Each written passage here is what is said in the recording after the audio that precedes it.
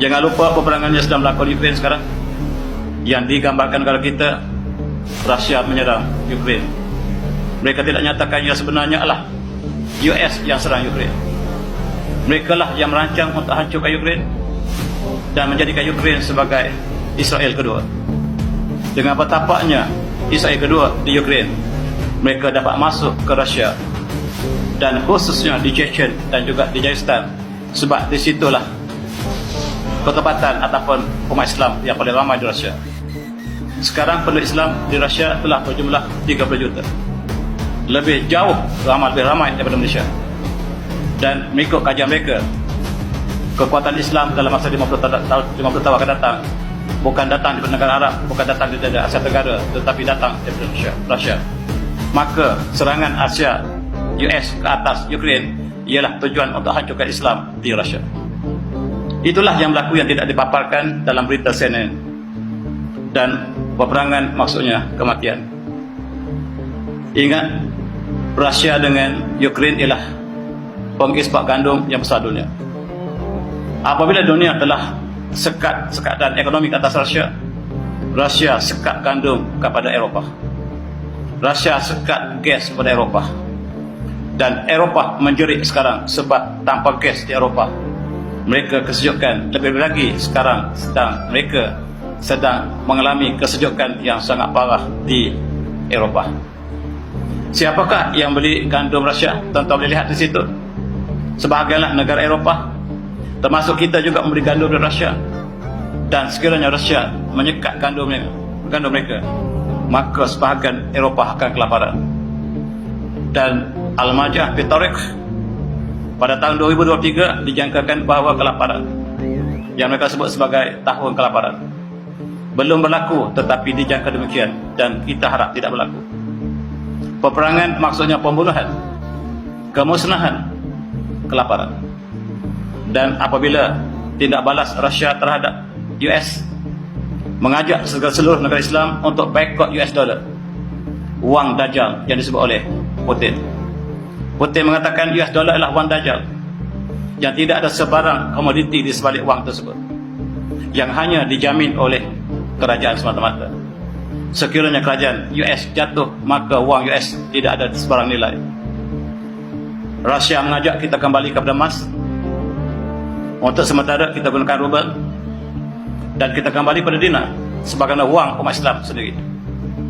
Dan kata Putin, kamu umat Islam membayar zakat dengan emas. Wang kamu sandarkan dengan komoditi pertanian antaranya. Dan oleh sebab itu zakat kamu bukan 2,5% lagi, sebab 2,5% ialah zakat emas. Apabila kamu sandarkan wang kamu dengan pertanian, maka zakat mengikut pertanian. Kata Putin, dia mengajak umat Islam. Oleh sebab itu kami menyuruh kamu, kata Putin, mari kita kembali kepada emas. Dan berita Arab yang saya terima, Rusia tadaqqa awal mismat bi nasyid dolar akan hancur tahun ini. Mereka akan menderita sebab apabila seluruh dunia boikot US dollar akan hancur. Tuan-tuan, inilah yang disebut oleh berita Arab. Dan diikat rubel dengan az-zahab, dengan emas. Maka kita kembali pada zaman Islam, dan inilah yang tidak dinyatakan oleh CNN. Tuan-tuan sebati, wang US dollar ialah wang Yahudi Bani Qainuqa. Rothschild ialah Bani Qainuqa yang dihalal Rasulullah di Madinah. Rasulullah mengalak Yahudi Bani Qainuqa, Bani Nadir, Bani Quraizah, Bani Khaybar. Mereka berkumpul di Amerika sekarang. Ketua mereka bernama Rothschild, yang membina IMF, Bank Dunia, dan dialah menjajah dunia dalam bentuk baru. Dan negara umat Islam diajak supaya kita tidak bersama dengan mereka, tetapi umat Islam bersama mereka, bersama Dajjal. Tuan-tuan semati, apabila berlaku perangai ini, kita lihat IMF yang sangat degil semua ini, yang akuh menjajah negara membangun. Sekarang mereka mengatakan the worst is yet to come. Dan tahun depan, tahun yang tidak indah bagi IMF. Apabila US dollar diboikot oleh dunia, lebih lagi negara Islam yang selama ini bersama mereka, termasuklah Mesir, Saudi, Pakistan, sekarang berubah hala ke arah Rusia. Negara Islam bersama dengan Rusia untuk menentang dajjal dolar US dollar ini. Yang bersama US sekarang negara Islam hanyalah Malaysia. Krisis akhir. Dan tahun 2023 ialah tahun yang penuh pancaroba. Dan apakah kita mengambil iktibar ini? Marilah kita sama-sama berfikir. Sekarang ketika kesejukan, Rusia tutup gas yang dihasilkan ke Eropah. Eropah menjerit sekarang. Eropah sedang menjerit sekarang. Siapa menang perang di Ukraine? Tuan-tuan boleh jawab sendiri. NATO sekarang menjerit kesejukan disebabkan mereka sangat bergantung pada gas Rusia. Gas Rusia ini dialihkan ke seluruh Eropah, termasuklah Poland, Belarus, Ukraine, Austria, Itali, Perancis, Jerman, UK. Seluruh Eropah bergantung kepada gas Rusia dan mereka boikot ekonomi Rusia. Rusia tutup paip dan mereka menjerit. Dan sekarang berita yang saya terima 2-3 hari lepas, Eropa tarka'u ila Putin. Eropah sujud kepada Putin sekarang. Siapa menang peperangan di Ukraine? Saya serah pada Tuhan. Rusia telah menyekat gas ke Poland, Bulgaria, dua negara yang menyokong NATO. Dan mereka menjerit. Jerman sebelum dipadamkan gasnya telah menyatakan kami meninggalkan NATO, kami bersama Rusia. Satu demi satu negara NATO bersama Rusia. Dan berita ini tidak sampai negara kita. Kita masih bersama US. Negara yang bergantung pada minyak di gas Rusia, tuan-tuan, yang 100% ialah Macedonia. 100% menggunakan gas Rusia.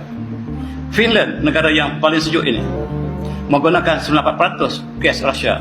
Dan sekarang mereka dapat jangkakan Finland akan kesejukan kematian. Makanan yang tidak mencukupi, kesejukan yang sedang menggigit sekarang. Dan mereka merayakan Christmas dalam keadaan yang sangat dahsyat. Bulgaria, Slovakia, Jerman telah angkat tangan dan menyatakan kami tidak sanggup untuk ditutup gas dan kami bersama Rusia. Poland yang menjadi agen US juga sekarang menyemak stand mereka ataupun kedudukan mereka dalam NATO. Tuan-tuan yang hormati, kesejukan sedang menjelma. Mereka merayakan Christmas dalam kesejukan.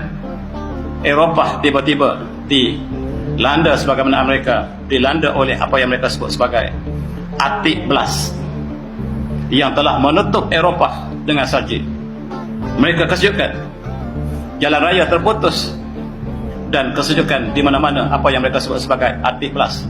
Barangkali mereka tidak akan sebut berita ini ke negara kita. Inilah yang sedang berlaku. Dan musibah inilah yang Allah cuba kita. Dan Allah cuba setiap penduduknya, makhluknya dengan ujian yang masing-masing hadapi.